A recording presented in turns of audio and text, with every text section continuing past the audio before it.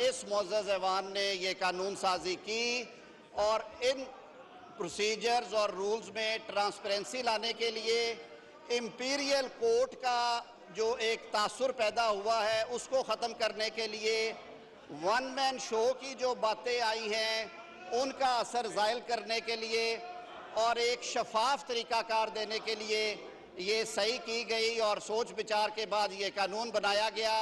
सदर मुमलिकत ने यह भी कहा कि ये सुप्रीम कोर्ट यानी कि अदलिया की आज़ादी के हवाले से ये उसमें इंटरफेयर करता है, जो मेरे भाई और बहनें भी कह रहे हैं।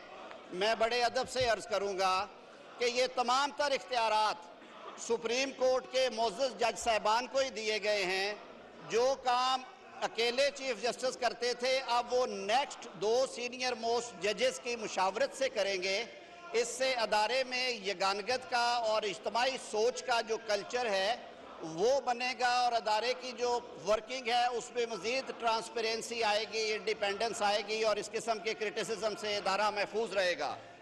तो इन मारूज़ात के साथ मैं ये अर्ज़ करूँगा कि क्योंकि दोनों ऐवानों ने बड़ी सोच विचार के बाद ये कानून पास किया, इस कानून की पैसेज के बाद प्रिंट और इलेक्ट्रॉनिक मीडिया के ज़रिए बार काउंसिल्स और बार एसोसिएशंस की करारदादों के ज़रिए इसको लार्जली अप्रिशिएट किया गया और कहा गया कि ये वक्त की ज़रूरत थी, इसे बहुत पहले हो जाना चाहिए था।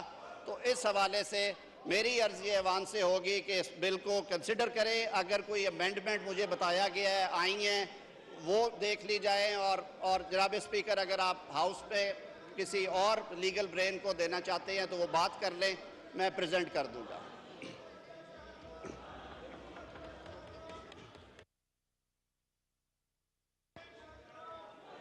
Law Minister, please move item number 2.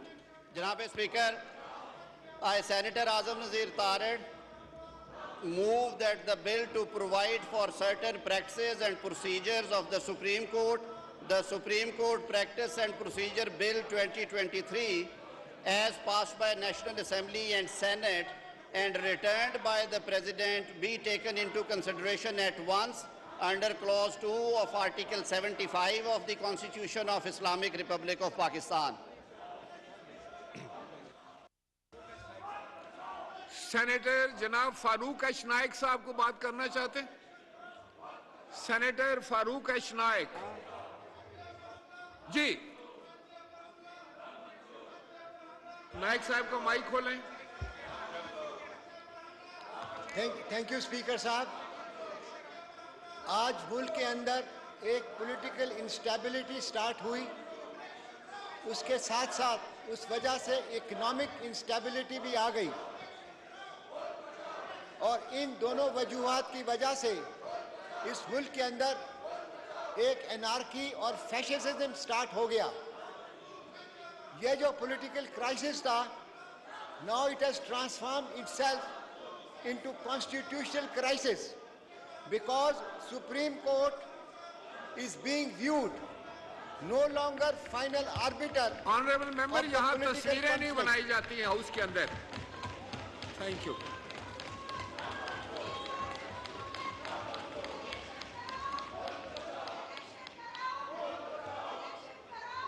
जी फारूक अशनाइक साहब। सर, मैं आपसे अर्ज कर रहा था कि आज ये नजर आ रहा है कि supreme court is no more and no longer a final arbiter of the political conflict in Pakistan. ये जो बिल मूव हुआ है in the parliament, it is to fill a vacuum which has been created by the lack of action from the Supreme Court within. The bill has become a necessity for the dispensation of justice. Article 191 of the Constitution lays down that subject to the Constitution and law, the Supreme Court may make rules regulating the practice and procedure of the court.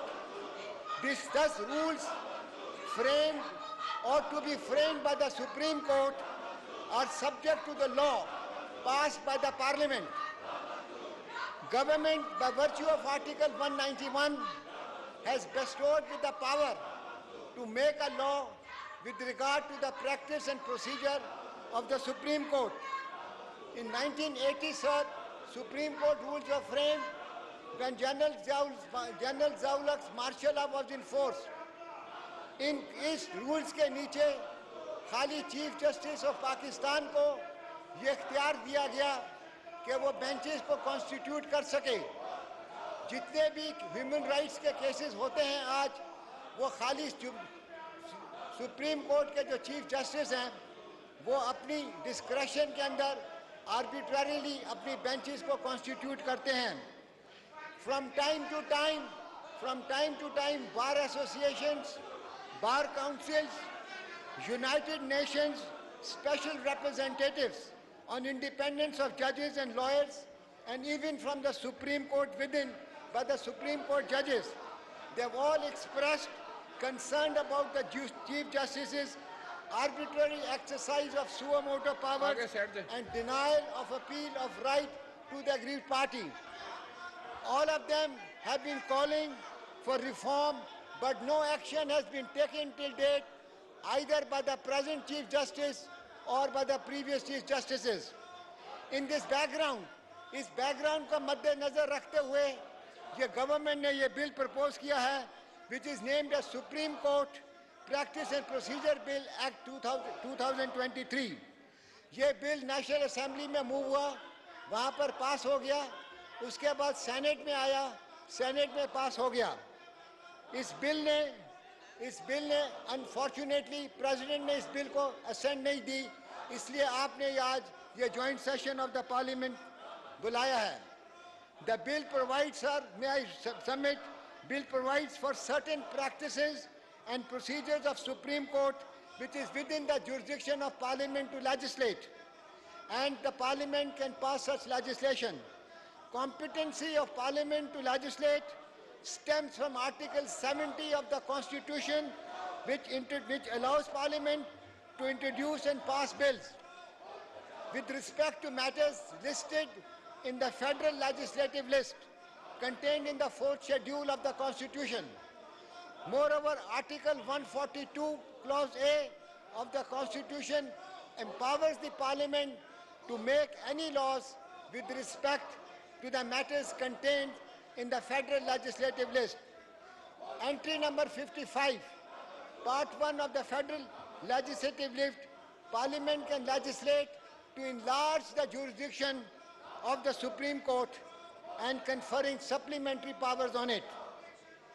Supreme Court of Pakistan, in the judgment reported in the case of National Industrial Cooperative Credit Corporation, has reported in PLD in 2000 SCMR 561 has held. मैं पढ़ के सुनाऊंगा Supreme Court ने क्या held किया है. The jurisdiction of the Supreme Court can be enlarged and supplemental powers can be conferred on the Supreme Court by law in view of Article 175(2) of the Constitution and entry number 55 read with Article 142A of the Constitution, of the which leaves no doubt that the enlargement of jurisdiction and conferment of supplementary powers can only be done through the laws made by the federal legislature. इस आइन को सामने रखते हुए और supreme court की ruling को सपते हुए ये एक्ट ऑफ द पार्लियामेंट आज पेश किया गया है, और मैं ये समझता हूँ कि इस पार्लियामेंट को पावर है कि इस एक्ट को पास किया जाए। प्रपोज बिल क्या कहता है, लोगों ने पढ़ा नहीं है, मैं आपको अर्ज करूँ। प्रपोज बिल जो है सेक्शन 5 जो है इसका इनलार्ज करता है jurisdiction of the supreme court, इसको एक एपेलेट जुरिस्डिक्शन दे रहा है। कि आज तक ये होता रहा है कि 2 जज सुप्रीम कोर्ट के बैठ के फैसला कर देते हैं और उन जजेस के फैसले के खिलाफ कोई अपील नहीं होती। ना इस्लामिक जुरिस्डिक्शन ना मॉडर्न जुरिस्डिक्शन इस बात की अलाउ करती है कि किसी भी फैसले के खिलाफ अपील ना हो, मगर आर्टिकल 184 के अंदर जो 2 जज साहिबान फैसला करते हैं वो एक आखिरी फैसला होता है, उसके बाद उसके फैसले की कोई अपील नहीं होती। इस कानून के नीचे अपील का हक दे दिया गया है, अब लोग अपील कर सकते हैं और ये अपील एक लार्जर बेंच को जाएगी जो 5 जजी से ज़्यादा होगा। उसके अलावा आज तक जो हुआ है, इस तरह के जो ह्यूमन राइट्स केसेस होते हैं, चीफ जस्टिस अकेले इसके ऊपर एक्शन लेता है जो कि बड़ा आर्बिट्ररी और विम्सिकल होता है। अब इस कानून के नीचे एक 3 मेंबर्स की कमेटी होगी जो कि ये फैसला करेगी कि इस केस को जजेस सुने या ना सुने, और इस जजेस की जो सुनवाई होगी इस केसेस की, वो 3 नेक्स्ट सीनियर मोस्ट जजेस ऑफ द सुप्रीम कोर्ट होंगे, ताकि ये सही फैसला हो, ताकि सीनियर मोस्ट जजेस इसका फैसला कर सकें। सबसे ज़्यादा इम्पॉर्टेंट चीज़ तो जो नई शिकें इसके अंदर डाली गई हैं, जो कि तमाम बार एसोसिएशन का, तमाम सुप्रीम कोर्ट के वकला का एक अरसे से डिमांड थी, मगर इसके ऊपर आज तक किसी ने ख्याल नहीं किया। आज ये होता है, कोई केस का फैसला होता है तो उसका जो रिव्यू होता है वही वकील हेयरिंग कर सकता है, कोई दूसरा वकील नहीं कर सकता। ये आइन के मुनाफी है। आइन हक देता है हर लिटिगेंट को कि to choose a lawyer of his own choice. अब इस कानून के नीचे ये शिक डाली गई है कि रिव्यू के अंदर जो लिटिगेंट है अपनी मर्जी का वकील कर सकता है, और पर फोर्स उसको वही वकील नहीं करना कर पड़ेगा जो कि मेन केस के अंदर उसके आर्ग्यू किया है। उसके अलावा इसके अंदर क्या कहते हैं, और जो शिक अच्छी दी गई है कि अपना इम्पोर्टेंट जो दी है, पहले ये था कि जो इम्पोर्टेंट अर्जेंट मैटर्स होते थे उसके अंदर दरख्वास्त दी जाती थी कि हमने इंटरिम रिलीफ लेना है। इसके अंदर सुप्रीम कोर्ट की रजिस्ट्री जो है एक एक महीने तक उन दरख्वास्तों को लेकर बैठी रहती थी। इसकी वजह से इंसाफ जो है नहीं हो रहा था, लोगों की हक तलाफी हो रही थी, और इसको मद्देनज़र रखते हुए इस कानून ने ये लिखा है, ये शिक डाली है कि 14 दिन के अंदर अंदर जितने भी अर्जेंट केसेस हैं वो सुप्रीम कोर्ट के अंदर हियरिंग के लिए मोहतरमा, यहाँ तस्वीर बनाना मना है। Please don't use your telephone for pictures. तस्वीर नहीं बनाई जाती यहाँ पे हाउस के अंदर। इन सब आप चीजों तस्वीर को नहीं बना सकते, आपको रोक दिया जाए। मैं ये समझता हूँ तस्वीर कि ना ये बनाएं। जो लोग नारे लगा रहे हैं उन्होंने इस एक्ट को नहीं पढ़ा। अगर उन्होंने इस एक्ट को पढ़ा होता तो आज ये नारे ना लगा रहे होते। वकला की जो डिमांड है उसके मुनाफी ये नारे लगाए जा रहे हैं। ये जो आवाम की ज़बान थी उसके मुनाफी ये नारे लगाए जा रहे हैं। मैं समझता हूँ ये जो बात कर रहे हैं ये आवाम के खिलाफ बात कर रहे हैं ये नारों के साथ। इनको चाहिए इस बिल का साथ दें और इस बिल को पास करने के अंदर हुकूमत का साथ दें, क्योंकि ये बिल जो है मैं समझता हूँ और हम ये साथ समझते हैं कि बिल जो है it will enhance the judicial independence, which is the cornerstone of the Constitution of Pakistan, by making suo motu powers not susceptible to the whims and arbitrary actions of the one man, and furthermore, it takes away external influences, if any, bearing on the Chief Justice of Pakistan in the exercise of this power. Bill, as a matter of fact, has filled the vacuum. It has taken away appearance of dictatorship of one man, and which Justice Mansoor Ali Shah has called imperial court run by one man. Keeping all this thing in mind, I will urge this House to pass this bill unanimously. Thank you, sir. Thank you. Thank you. Senator Janab Kamran Murtaza Sahab. Senator Kamran Murtaza Sahab. जी जी, कामरान मुर्तजा साहब का mic खोलें। जी बिस्मिल्लाहिर्रहमानिर्रहीम। शुक्रिया जनाब speaker. मेरे वो बहन भाई जो शोर मचा रहे हैं, जो नारे लगा रहे हैं, मुझे यकीन है कि इनमें से किसी ने इस बिल को नहीं पढ़ा। सर, मैंने 40 साल तकरीबन प्रैक्टिस की है और 40 साल प्रैक्टिस में 30 साल बार पॉलिटिक्स की है, और 30 साल बार प्रैक्टिस में हमारा ये मुतालबा रहा था कि ये सारी अमेंडमेंट आनी चाहिए, मगर वो अमेंडमेंट जो है वो अब आई हैं। इससे पहले एक दफ़ा आपके हाउस में मूव हुई पार्टली सर। जब उस वक्त ये अमेंडमेंट्स मूव किए हैं तो कॉन्स्टिट्यूशनल अमेंडमेंट की सूरत में मूव की थी, और उस वक्त फ़रोग नसीम साहब वज़ीर थे, तहरीक इंसाफ की गवर्नमेंट थी, और उन्होंने कहा कि ये अमेंडमेंट आप मूव कर रहे हैं, जजेस नाराज़ हो जाएंगे। तो ये मेरे बहन भाई ये जो बैठे हुए हैं ये जो कह रहे हैं कि अदलिया बचाओ, ये लग रहा है कि किसी शख्स को बचाओ, अदलिया को नहीं बचाओ, किसी पर्टिकुलर किसी लोगों को बचाओ। खुदा के वास्ते ये पढ़ लेते, एक दफा पढ़ लें, ये उसके बाद नहीं कहेंगे कि अदलिया बचाओ। ये इससे अदलिया बच रही है, ना कि अदलिया बिगड़ रही है। सर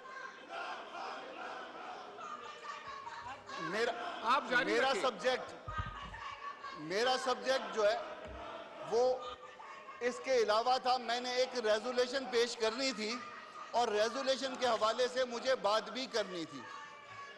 हो ये रहा है कि under the order of A bench of supreme court, मैं नहीं कहूँगा कि वो सुप्रीम कोर्ट का ऑर्डर है, bench of the supreme court जो कि 3 मेंबर्स के ऊपर मुश्तमिल है, ये कहा जा रहा है कि इलेक्शन 2 सूबों में करवाया जाए। हमने उस बेंच के सामने पहले भी पहली एपिसोड में भी एक बात रखी थी, मैंने, फारूक नाइक साहब ने, अटॉर्नी जनरल साहब ने, कि 2 सूबों में पार्टी इलेक्शन करवाना मुमकिन नहीं है, ये आर्टिकल 224 की वायलेशन में है। हमने कहा था कि इसके ऊपर वर्डिक्ट दें। पूरे दस्तूर में एक मैकेनिज्म है इलेक्शन करवाने का, और वो जो मैकेनिज्म है, वो मैकेनिज्म जो है केयर टेकर सेटअप की सूरत में दिया गया। ये आधा तीतर आधा बटेर की सूरत में नहीं है। ये मुमकिन नहीं है कि 2 सूबों में अब इलेक्शन हो और 2 सूबों में इसके बाद इलेक्शन हो। मगर ये जो एक प्रपोजिशन आप रख देते हैं सुप्रीम कोर्ट के सामने, तो सुप्रीम कोर्ट का ये फर्ज है कि उसके ऊपर कोई ऑर्डर करे। मगर वो प्रपोजिशन सेंसस के हवाले से, 224 के हवाले से जो रखी गई, उसके ऊपर कोई वो ऑर्डर नहीं सुप्रीम कोर्ट ने किया। सर इशू ये है कि पंजाब और मेरे दरमियान, मैं बलूचिस्तान को रिप्रेजेंट करता हूँ, पंजाब और मेरे दरमियान 1 और 10 या 1 और 9 का फर्क है, मेरी और उनकी सीटों के दरमियान। अब वो सीटें अगर वो 1 और 10 और 1 और 9 के दरमियान होंगी, और पंजाब का इलेक्शन अगर पहले हो जाए और मेरा इलेक्शन बाद में हो, तो मेरा इलेक्शन जो है वो इन्फ्लुएंस होता है। ये इन्फ्लुएंस होना इलेक्शन, ये कॉन्स्टिट्यूशन की स्कीम नहीं है, ये गलत है। मैकेनिज्म जो कॉन्स्टिट्यूशन में दिया गया है उसकी मुखालफत में है, उसकी मुखासमत में है। सर मैं ये रेजोल्यूशन पेश कर रहा हूँ कि ये ईमान ये समझता है कि माशी इस्तेकाम, जनाब स्पीकर, ये ईमान समझता है कि माशी इस्तेकाम सियासी इस्तेकाम के बगैर मुमकिन नहीं। इस ईमान की राय में आइन के आर्टिकल 218 के तहत पूरे मुल्क में तमाम सूबाई असम्बलियों और कौमी असम्बली के इंतखाबात बैक वक्त जनरल इंतखाबात की सूरत में होना लाजिम है। मजीद ये कि आर्टिकल 224 के तहत जनरल इंतखाबात पूरे मुल्क में बैक वक्त गैर जानिबदार निगरान हुकूमतों की निगरानी में कराए जाने चाहिए। आइन की रूह के मुताबिक बैक वक्त इंतखाबात के इनेकाद से सियासी व माशी इस्तेकाम को फरोग मिलेगा। कामरान मुर्तजा साहब, ये ईमान समझता है। करारदाद आप बाद में पेश करें, पहले बिल पे आप जरा कंक्लूड कर लें। बिल पे आपकी बात होगी है, ये बाद में ले लेते हैं। ये बाद में लेंगे सर। हाँ जी।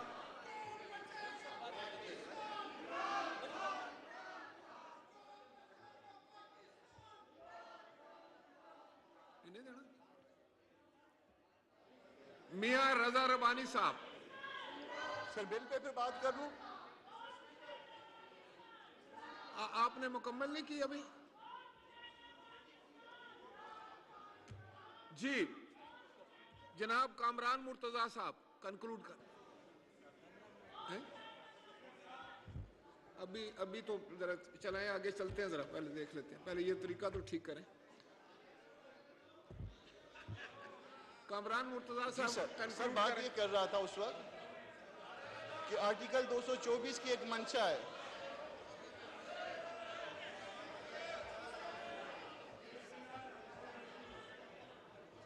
जी कामरान मुर्तजा सर साहब, आर्टिकल 224 की मंशा है, और मंशा उसकी ये कहती है कि ये इलेक्शंस जो होंगे वो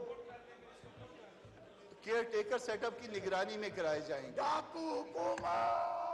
और केयर टेकर सेटअप ये नहीं है कि पंजाब में केयर टेकर सेटअप इस वक्त होगा, बलूचिस्तान में 3 महीने के बाद होगा।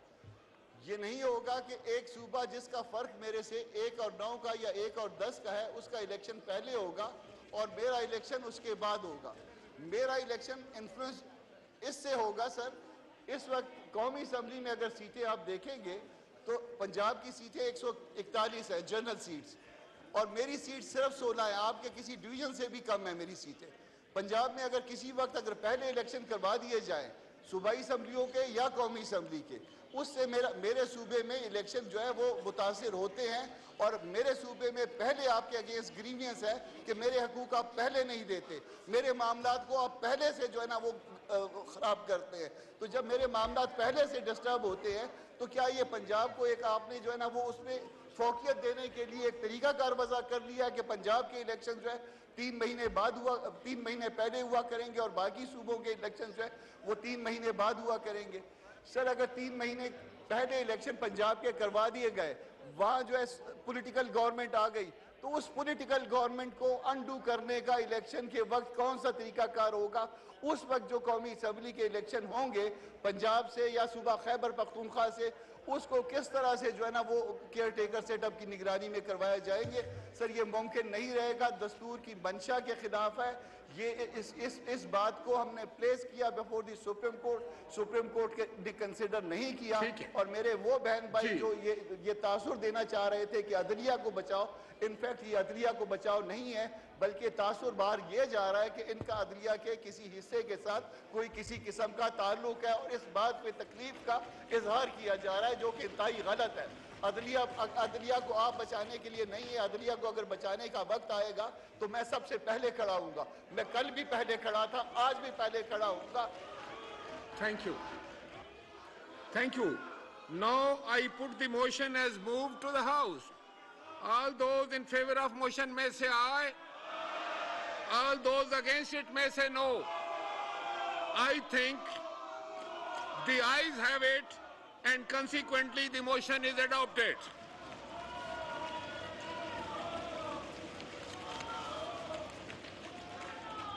Clause by clause reading.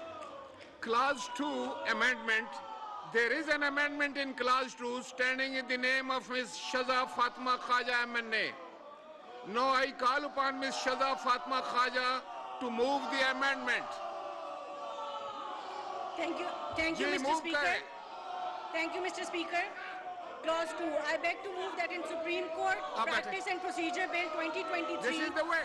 as passed by the National Assembly देखें, and Senate and returned by the President in clause 2, 1 in subclause 1, after the word 2, the word next shall be inserted. शजा मूव करें। Sir दोबारा शुरू कर दूं? हमने आपकी जमहूरियत देखी है। Sir, I beg to move that in Supreme Court Practice and Procedure Bill in 2023 as passed by the National Assembly and Senate and returned by the President in clause 2, 1 in subclause 1 after the word 2, the word next shall be inserted. 2. The proposed subclause 2 shall be renumbered as subclause 3, and for the existing subclause 2, the following shall be substituted, namely 2. Soon after the commencement of this act, the committee constituted under subsection 1 shall hold its first meeting to determine its procedures, including for holding meetings and constitution of benches, etc. Provided that till such time the procedure is determined under the subsection, the meeting of the committee for the purpose of subsection 1 shall be convened by the Chief Justice or other 2 members of the committee, as the case may be. Minister for Law and Justice, do you oppose it?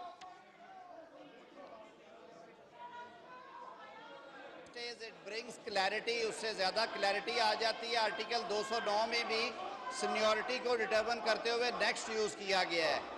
जो section 2 के अंदर इन्होंने amendments डाली हैं, मेरे ख्याल में उससे भी ट्रांसपेरेंसी ज़्यादा बेहतर आ जाएगी और इबहाम दूर हो जाएगा। वो है कि पहली मीटिंग कन्वीन करके चीफ जस्टिस और 2 ऑनरेबल मेंबरान अपने इस कमेटी के रूल्स एंड प्रोसीजर्स तय कर लें, ताकि उसकी हफ्तावार या क्वार्टरली या महीना मीटिंग जो है वो हो जाया करे। और साथ उन्होंने एक प्रोवाइज़ो दिया जिसमें ये कह रही हैं कि जब तक ये रूल्स नहीं बनते तब तक चीफ जस्टिस साहब मीटिंग बुला लेंगे या 2 दीगर मेंबरान भी बुला सकते हैं। मेरे ख्याल में इससे इस एक्ट के जो पर्पसेस हैं उनको अचीव करने में ज़्यादा क्लैरिटी आ जाती है. So I do not oppose these amendments. All right. Now I put the amendment as moved by Ms. Shaza Fatima Khaja. The question is that an amendment as moved be adopted. All those in favor of it may say aye. All those against it may no.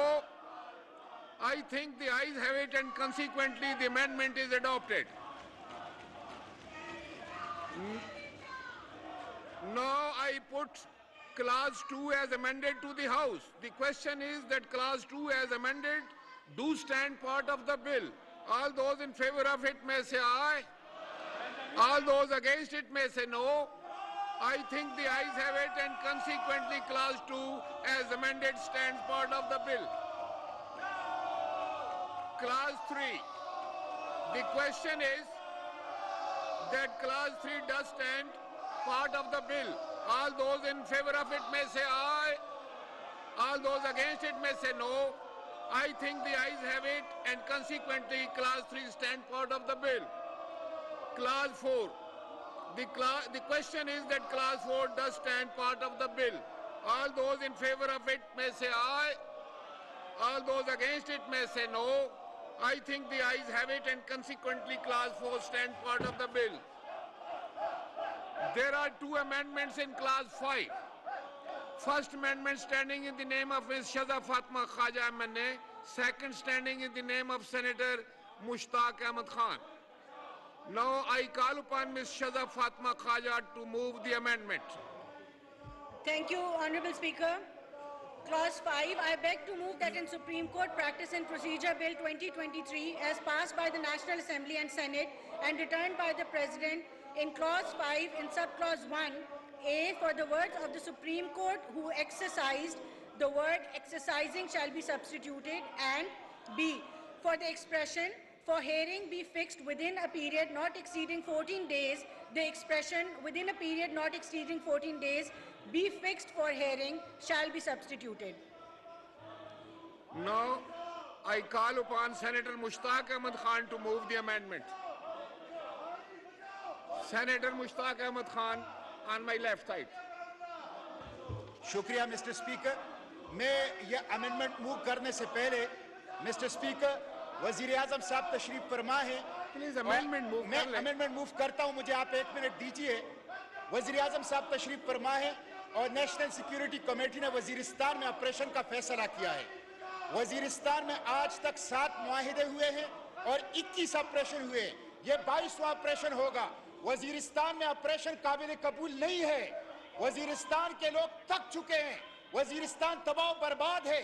मैं वजीर आजम साहब से कहता हूं, मैं सरदारी से कहता हूं, वजीरिस्तान के अवाम किसी भी मिलिट्री ऑपरेशन को कबूल नहीं करेंगे.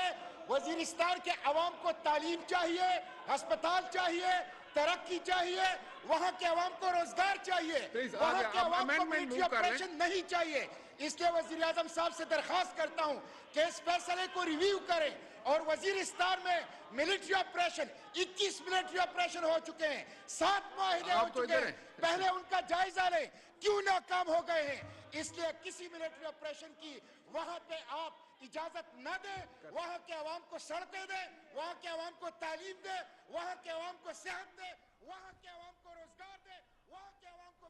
पार्लियामेंट का मुश्तरका इजलास स्पीकर राजा परवेज अशरफ की सदारत में जारी है और वफाकी वज़ीर कानून आज़म नज़ीर तारड़ ने supreme court practice and procedure bill 2023 इस इजलास में पेश किया और इसकी शिकवार मंजूरी का अमल भी जारी है. Passed by the National Assembly and Senate and returned by the President in Class 5, Subclass 2 shall be omitted.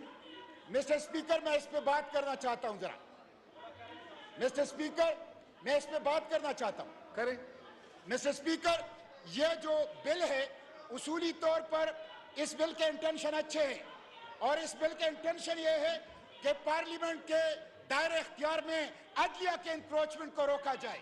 मैं पार्लियामेंट के साथ खड़ा हूं और न सिर्फ अदलिया के इंक्रोचमेंट को रोका जाए, एस्टेब्लिशमेंट के इंक्रोचमेंट को भी रोका जाए और इस पार्लियामेंट को साउंड होना चाहिए, पार्लियामेंट को सुप्रीम होना चाहिए. मिस्टर स्पीकर, अदलिया भी पार्लियामेंट के दायरे इख्तियार में मुदाखलत कर रही है, लेकिन गुज़िश्ता 75 साल से एस्टेब्लिशमेंट भी पाकिस्तान के वफाकी वज़ीर कानून ने supreme court practice and procedure bill 2023 पेश किया, जिसकी शिकवार मंजूरी का अमल जारी है। शिजा फातिमा ख्वाजा की जानिब से इस बिल में तरमीम भी पेश की गई। वज़ीर कानून आज़म नज़ीर तारड़ की जानिब से इस बिल की तफसीलात से भी आगाह किया गया। इजलास की सदारत स्पीकर राजा परवेज अशरफ कर रहे हैं और इस इजलास में इंतहाई अहम बिल आज पेश किया गया है।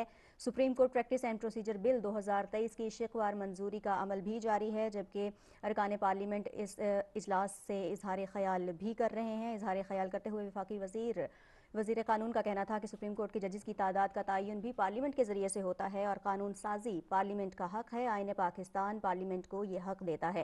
कानून साजी वकला और बार काउंसिल्स का भी मुतालिबा था। दोनों ऐवानों ने मिलकर सोच विचार के जरिए और बाकायदा मुशावरत के बाद ये बिल तैयार किया है और आज ये बिल ऐवान में पेश कर रहे हैं। आज मुल्क में सियासी और आइनी बहरान का सामना है। इस बहरान से निकलने के लिए सबको मिलकर इकट्ठे होकर मुल्क के मफाद में काम करना होगा और आईन पाकिस्तान के मुताबिक आगे बढ़ना होगा। इजलास से सेनेटर फारूक एच नाइक ने भी इजहार ख्याल किया। उनका कहना था कि आइन पार्लियामेंट को कानून साजी का इख्तियार देता है और बिल में अपील का हक भी शामिल किया गया है। अब लोग फैसले के खिलाफ अपील भी कर सकेंगे। मजीद उनका कहना था कि हुकूमत ने अदालत उज़्मा के वक़ार में इजाफे के लिए ये कानून बनाया है। नहीं मिल रहा, उसके लिए कानून साजी कर लें। इसलिए रिट्रोस्पेक्टिव इफेक्ट के साथ पर्सन स्पेसिफिक लेजिस्लेशन माजी में भी गलत था, अब भी गलत था।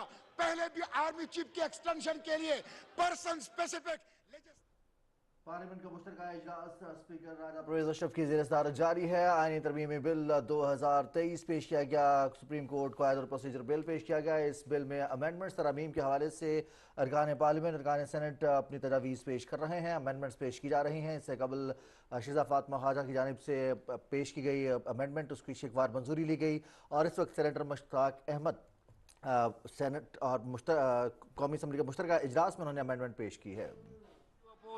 जनाब स्पीकर, मोहतरमा शिजा फातिमा ख्वाजा साहब ने जो अमेंडमेंट्स पेश की वो कुछ लैंग्वेज की इम्प्रूवमेंट के हवाले से हैं, जो कि उस प्रोविजन के टेक्स्ट को एज सच या उसकी रूह को या उसके मकसद को चेंज नहीं करती। मैं उसे अपोज नहीं करता। जहाँ तक ताल्लुक़ है सेनेटर मुश्ताक साहब का, उन्होंने बड़ी धुआंधार तकरीर भी की, लेकिन मैं बड़े अदब से ये अर्ज़ करूँगा कि आइन के आर्टिकल 184(3) के नीचे लोगों के आइनी हकूक़ की जिस तरह से पामाली भी हुई, वो भी किसी से ढकी छुपी बात नहीं है। जनाब स्पीकर, हमने देखा कि आइन के आर्टिकल 184(3) के तहत इस्लामाबाद के कॉन्स्टिट्यूशन 1 पे बनने वाले 2 ट्विन टावर्स के नाम से वो कॉन्स्टिट्यूशन एवेन्यू 1 को तो जुर्माना डाल के वैलिडेट कर दिया गया और उसी जज ने, उसी बेंच ने कराची के सफ़ेद पोशों के नस्ला टावर की मुनहदम करने का हुक्म जारी कर दिया और उसकी डेमोलिशन ऑर्डर कर दी। हमने ये भी देखा कि लोगों की करोड़ों की जायदादें जो हैं उनके फैसले 184(3) में कर दिए गए और ये बारहा मुतालबा आया कि इसमें अपील का राइट होना चाहिए। ये बेनिफिशियल लेजिस्लेशन है जो किसी एक शख्स को, दो को नहीं, जो लाइव इश्यूज हैं वो 30 हैं या 40 हैं या 50 हैं। उन्हें उस दिन भी हमने डिबेट किया था, वन टाइम डिस्पेंसेशन प्रोवाइड की थी कि वो विदिन 30 डेज सुप्रीम कोर्ट में अपनी ग्रीवेंस ले आए। एग्रीव्ड आदमी जिसके खिलाफ कोई ऑर्डर पास हुआ है, तो ये उन एग्रीव्ड लोगों को एक लीगल रेमेडी है। फैसला फिर सुप्रीम कोर्ट ने करना है, किसी और ने नहीं करना। कहने का मकसद ये था कि जिन्होंने ये चीज़ें की हैं उन्हीं के हाथों से दुरुस्त हों तो अच्छा है। तो मैं सेनेटर मुश्ताक खान साहब जो हैं उनकी जो अमेंडमेंट है उसे अपोज करता हूं sir. Now I put the amendment as moved by Ms. Shiza Fatima Khaja. The question is that amendment as moved be adopted. All those in favor of it may say aye. All those against it may say no. I think the ayes have it and consequently the amendment is rejected. The amendment is adopted, sorry. Now I put the amendment as moved by Senator Mushtaq Ahmad Khan. The question is that amendment as moved be adopted. All those in favor of it may say aye. All those against it may say no. I think the noes have it, and consequently the amendment is rejected.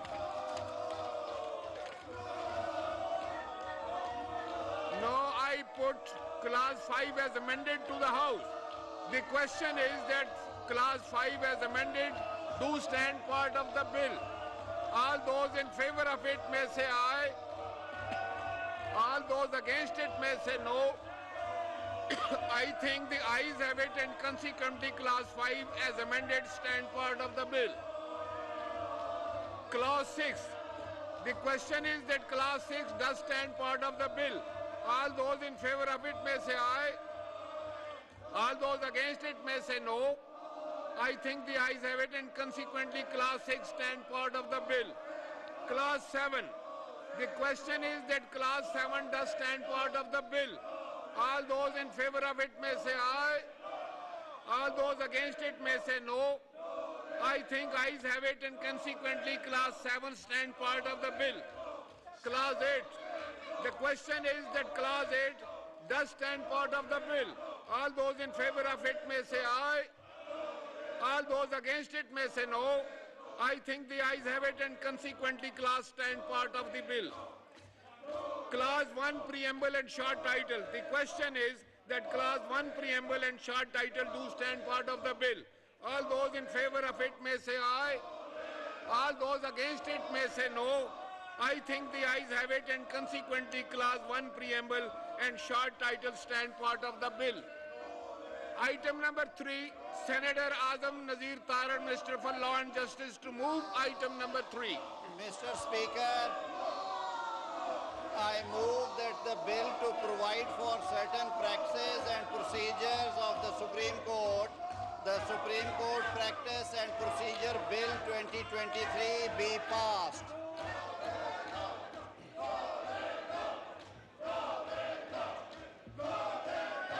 Sir मैं दोबारा sir जी जनाब speaker I, Minister for Law and Justice, move that the bill to provide for certain practices and procedures of the Supreme Court Practice and Procedure Bill 2023 be passed. All those in favor of it may say aye. Aye. All those against it may say no. I think the ayes have it. The motion is adopted, and consequently the bill is passed.